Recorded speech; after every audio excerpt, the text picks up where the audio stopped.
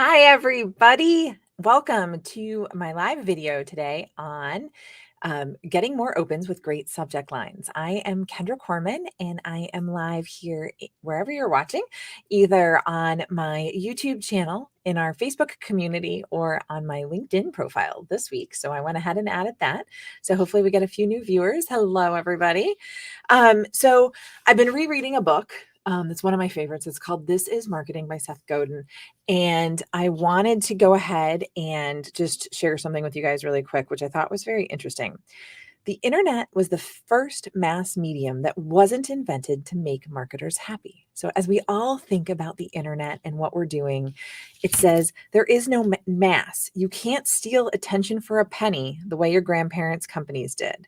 To be real clear, the internet feels like a vast free media playground, a place where all your ideas deserve to be seen by just about everyone.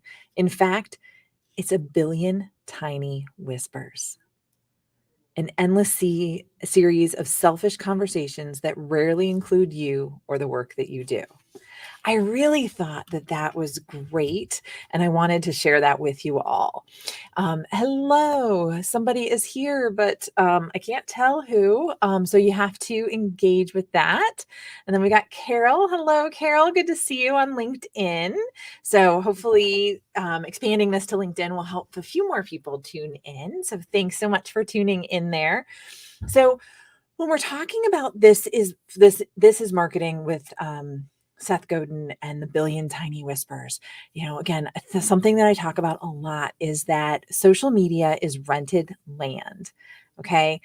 You own email marketing. And so email marketing really needs to be a focus of your business, because your email list is the most valuable asset that your company has. So just something to keep in mind.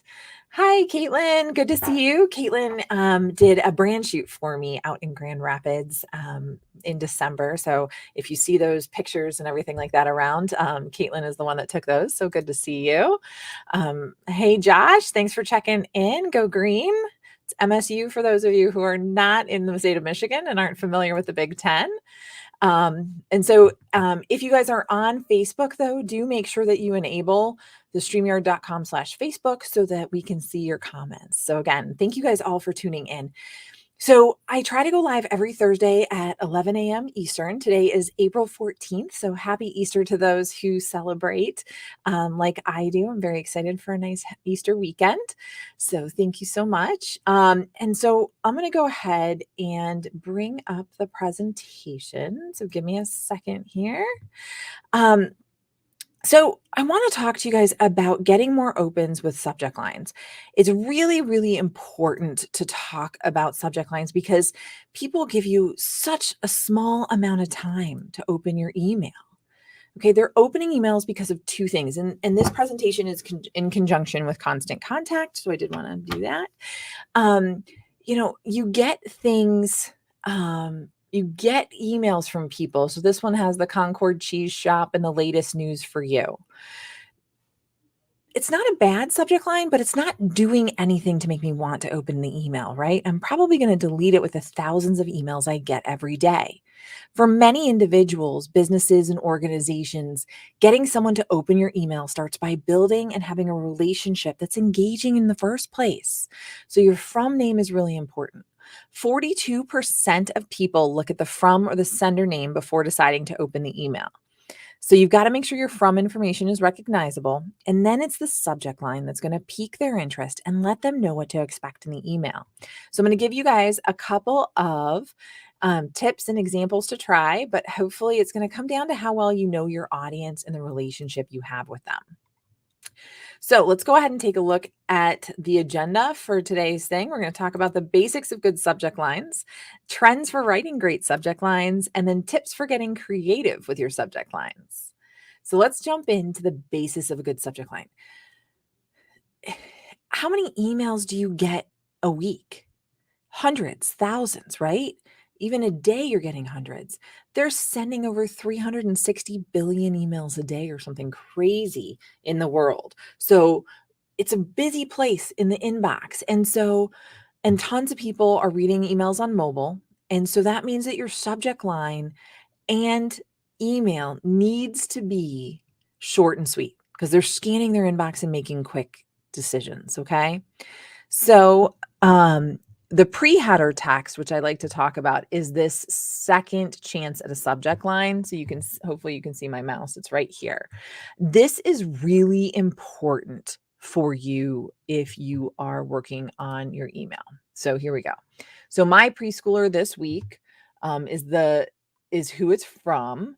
Your 2-year-old, normal or gifted, is the subject line. And then the pre-header is your child is 2 years old, wrong age, normal, dot, dot, dot. So it's not bad, okay? But it might be a little bit long, okay? It really comes down to the fact that the subject line really needs to be 4 to 7 words, again, short and sweet, and the pre-header 5 to 8 words. So here's one from chewy.com. Almost out, order today for free 1 to 2 day. I'm guessing this is going into shipping. So the question of the 2 words is really, really good. And then enjoy fast free shipping with Chewy on and then it cuts off there. But again, I can sort of get that we're talking about free shipping with both of these messages, right? So that's just important to note. But again, think about what it is that you're writing, keep it short and sweet, and focus on the things in the front of it. Okay. Do not waste space, okay? Because you don't have that much. And I see a ton of marketers putting their company name in the subject line, a lot of business owners putting it. I do not recommend it. It's already in your from name field and even your email address if you send it from your own domain. If it's too competitive or if it's too repetitive, it takes up room for other wording that could actually get people to open. Another thing I tend to see is the word newsletter, and they usually include a date. Okay. People can be immune to seeing this month after month after month. Give people a reason to open your email, pique their curiosity, show your email's relevance to them. Use the word news. Using the word newsletter is too cliche, and it's not going to help you stand out from the crowd of other emails people receive. Okay. And I'm guessing that there's a few people that are listening today or watching the replay that send a monthly newsletter, but have more than one topic. Feature one of those in your subject line. If possible, go ahead and use the highest priority or the most exciting topic within the email to drive interest. And again, I've seen a lot of wasted space with things combined. So don't repeat information like saying something like last chance to get your baby essential deals, last chance to save on your favorite mom. Again, give them a reason to open and use something else there. Okay. And then again, view the subject and pre-header text together to make sure that you're enticing people to open. All right. So let's talk about some simple ideas for your subject lines. This is what everybody wants to know. So, one idea, and I'm not funny, and I don't try to be funny because I'm not funny, is to make your readers laugh. Give them a joke or a pun. For a landscaping company, an example could be here, calm down, Mother Nature. For those of us in Michigan, we definitely get that, right? Another is to try incorporating numbers. Numbers attract attention. Okay. So think about 5 tips for perfectly grilled ribs here from Jack's Backyard Barbecue. And then you can notice in the mobile view that the subject line gets cut off a little bit. Um, but you can ask questions, right? So here, are your investments working for, and it looks like it's you. So you can ask questions. Um, I might rewrite it to say something like, are your investments working? So that they can see the whole thing. 3 questions to ask to maximize your, I'm guessing they're saying retirement. So I'd shorten those up a little bit so that they are optimized for mobile. You can also use an emotional subject line. Take 5 minutes to help animals in need. Okay. So if you're part of a nonprofit, many not-for-profit businesses can use this too, especially when you start thinking about holiday promotions or celebrations with loved ones. Again, this one's a little bit longer too. So I would think about making it a little bit more concise and say something like take 5 minutes to help. Another option is to create a sense of urgency. People have a fear of missing out. And so I'd recommend on this one, last chance, register by Friday. That's a fantastic email. Subject line, people do respond to the last chance subject line. I think I get like 90% of my registrations on the last chance email. But reserve your spots today. Our classes, I don't really know what class they're filling. Okay. So I think I would give it a little bit more, say something like classes are almost full, or whatever type of classes are almost full, those types of things. Now, these are pretty straightforward and they end up to be great performing emails. Okay. So if there's other things that you've seen, I'd love for you to type it in the comments and let me know. So, because your subject line changes for every email, I'm going to talk to you about a couple different emails that you send that I'm a big fan of. So, welcome emails. Again, very straightforward. Thank you. Make people feel welcome. So, this is when people join your email list. You say, thank you for signing up, and you send them your offer or your sign up sheet, whatever it happens to be. And, again, this one's an REI. Thank you for our subscribers. 25% off one full price REI co-op brand item. And then they can send that. For those of you who want to entice people, you can say something like, enjoy your coupon. We can't wait to see you. We're glad you decided to join us. Again, make people feel welcome and let them know that what they asked for is in that email. Now, another high performing email that we talked about last week are birthday and anniversary type emails. So this one says, Jack's Backyard Barbecue, happy birthday to you, $10 off every visit. So it says, happy birthday, Stephanie. This one's on us. We hope you like cake. Let's celebrate. So again, happy birthday, Stephanie. It's personalized. It has her name in it, which is great. And then for anniversaries, weddings, membership anniversaries, the anniversary of an adoption, a house purchase, etc. It's just a yearly reminder. You could do your membership runs out on whatever date, renew now, or congratulations on being in your house for 2 years or 1 year or however many X years it is. So just something to think about as you are creating emails in your subject lines. See how personalized that is. Now, here's a few examples of some offer and promotion ideas and subject lines. So we've got National Oyster Day beginning August 4th. We've got email exclusive blueberry picking starts on Sunday. Those types of things. These are some examples that I might try to shorten a little bit so that they show better on mobile. But what I want you to do is to take a look and minimize the frequent use of the percentage and dollar off amounts in the subject line. Your audience might become immune to seeing those in your email, and they see a ton of those every day. So start thinking about the value you bring and reword it to things so that it doesn't feel like you're getting sold to.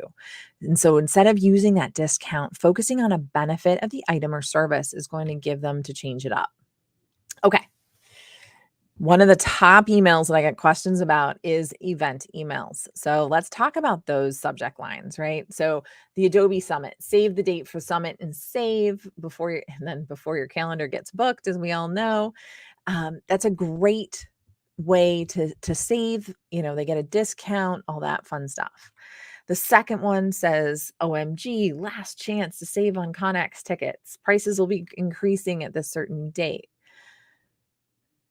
This is really important. A lot of business to business subject lines are very formal, basic, and stuffy. You can use words if it fits your brand personality, like OMG or, boom shakalaka, let's get started, spice things up, attract attention. You think you really just need to think about your brand personality and the audience you're sending to, because stepping out of the box can really make an impact on how your emails get opened. Now, you can think about things like don't forget, register today, don't miss this. Again, most event emails, you really want to invoke that fear of missing out and some urgency on the registrations. Now, there are tons of other types of emails you can send, but I'm going to go ahead and lump those together a little bit. These examples are pretty straightforward. The first one's referencing a helpful white paper for nonprofits on fundraising. It says, new white paper, explore the ROI of new peer-to-peer. Get ready to unlock real-world examples. And then this subject line is a little bit long, okay? I like the brackets, the new white paper, because it lets them know what you're talking about, and the brackets make it pop a little bit, um, but it's still a little bit long. You could actually drop the bracket piece, and just do ROI of peer-to-peer fundraising or something along those lines.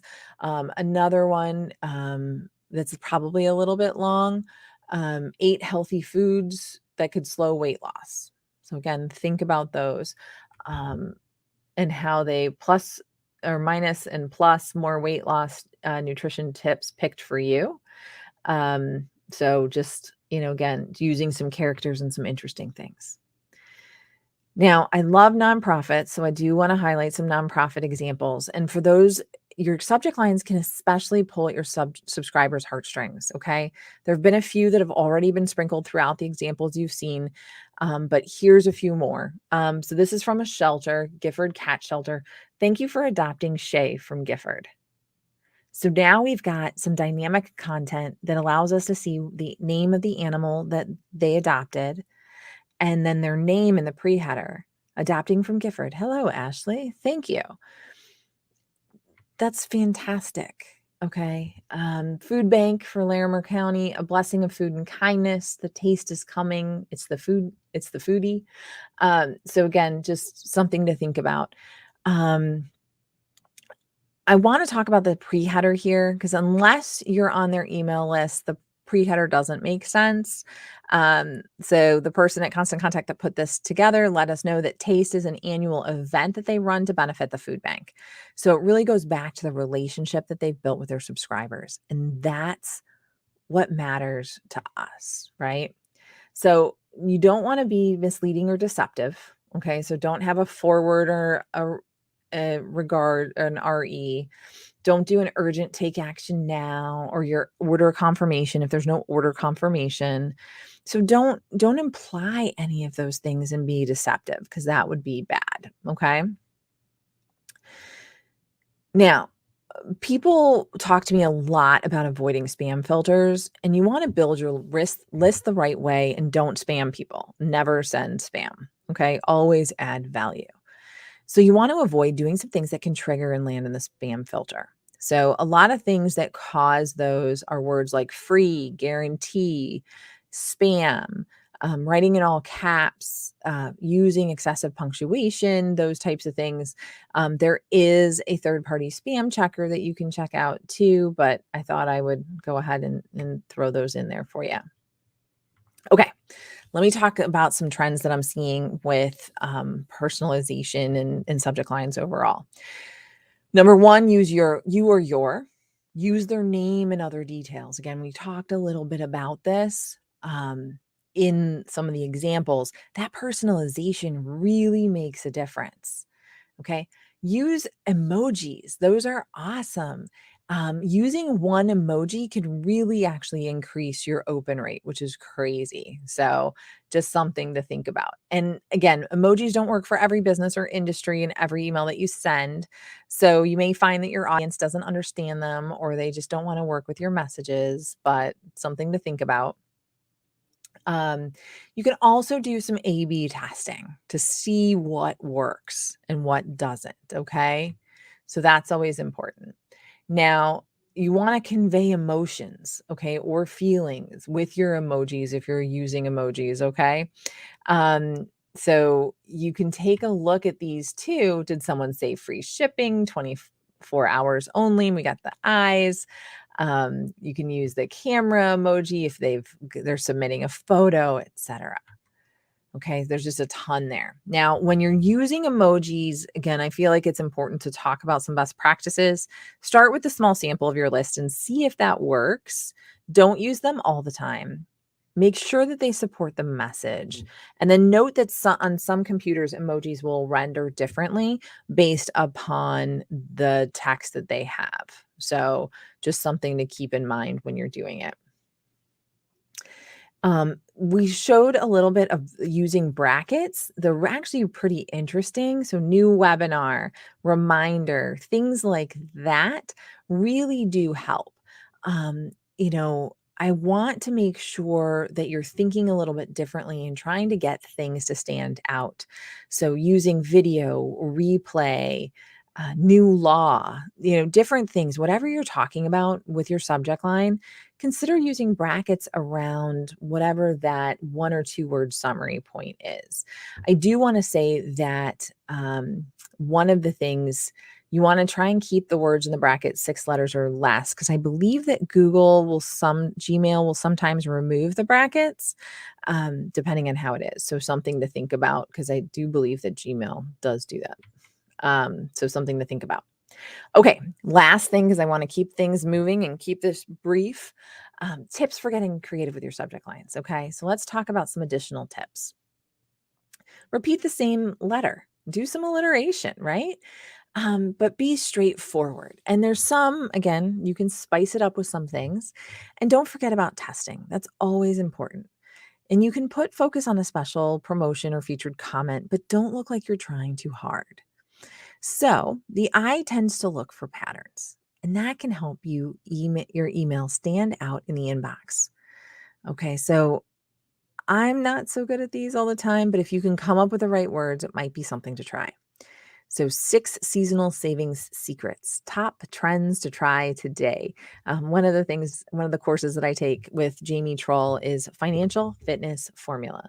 So, all great alliterations. Don't write a sentence, break the rules, stand out, add periods, add dividers, add different things. I talk to my students at Rochester University here in Michigan all the time, and I tell them when they're writing creative works that they have to throw out everything that they've learned. They're not writing a paper. When you're writing a blog, you're not writing a paper. You're writing um, you're writing something that you want people to open. So don't be afraid of 1 word or 2 word sentences. You can use whatever you want to do. Okay. Allusion, where you refer to pop culture and famous lines. So if you had ABC candies, life is like a box of candy, referencing that back to that famous line in Forrest Gump. The next one is we know what you did yesterday, reminding you of that movie from We Know What You Did Last Summer, right? One of the things that's important here is to make sure that your audience understands your reference. The illusion is to be understood by the generation you're sending to. A cult classic that isn't widely known by your audience could confuse them. So just something to think about. Okay. Finally, we're going to talk about power words and triggering a response. The first few words are the most important, right? We talked about that. And a power word at the beginning could help you really stand out. Power words help you trigger a psychological or emotional response from your email message. They can help you to persuade your audience to do something. Power words typically fall into a few different categories. Now, these are just 4 categories. There's a ton more. I actually have a blog on my website with 80 power words for you. There's others that have 700. Opt-in Monster's got a great list. But what you want to do is trigger a response and emotion. Remarkable body transformation. Thinking about the response you want from your subscribers, right? You want to think about, dependable, no risk, convert, courage. These are all words that you'll associate with differently. And again, this is why your audience and understanding them is so important, because you need to know if they're risk averse, what they're doing, right? So, just to sum up my little live today, I want to talk about your from name, subject line, and pre-header text. They all need to work together because that is the only thing that people are making a decision with. Okay, use your pre-header as an extension of your subject line, not a reiteration of your subject line, and make sure that you change your subject line for each email to make sure it's relevant to the content of your message. Don't forget that straightforward subject lines work really well, But then try using contacts names, emojis. See if you can increase your open rates. Now, I'm going to say that the testing of the open rates isn't 100% great right now because of the Apple iOS 15 update. And I'll talk a little bit more about that. I think that's alive in 2 weeks. But I want to talk to you about that. So, open rates is a little bit of a fluff metric because your open rates are going to be going up. What I like to do is look at the total number of clicks. That's engagement. That tells me who's engaging with the emails. So, just something to think about.